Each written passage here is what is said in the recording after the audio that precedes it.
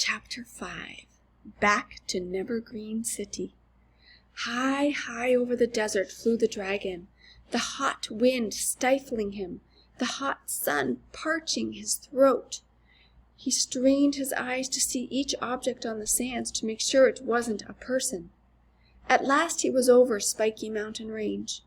Panting for air and water, he circled down fast and plunged through the trees to a mountain brook.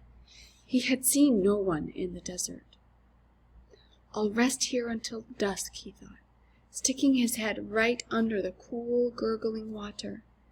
Then he lay down in the brook on his stomach, carefully keeping his gold-colored wings out of the water. As he dried off on a sunny rock, he listened for noises of men and dreamed of how he and Elmer would rescue his family. Once he heard children's voices, but a woman called them together and they went off in the other direction. "School picnic," he thought, as he shook out his wings for the long, hard trip ahead.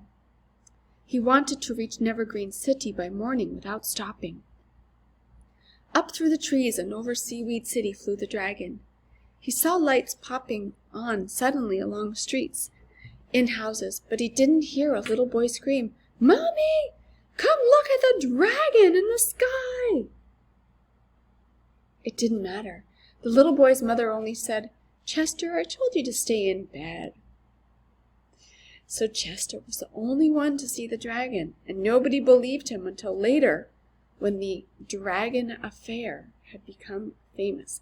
Look, Dragon Affair is in quotation marks, those two little quotation marks. And these are because it's become later, it means that later Dragon Affair is a thing people said. So sometimes in books there's quotation marks, even though it's not where people are talking. It means that it's kind of like the nickname that was given to this whole thing. We find out later that something famous happens. As I remember, Elmer said he lived right across the street from a park, thought the dragon, as he hurried on. Yes, it was Evergreen Park, but what if I can't find him? The wind beat back his tears as he raced over Seaweed Bay, over Mr. Wagon Wheel's farm and the zigzagging brook. He thought he could see the road as the moon slipped in and out among the clouds.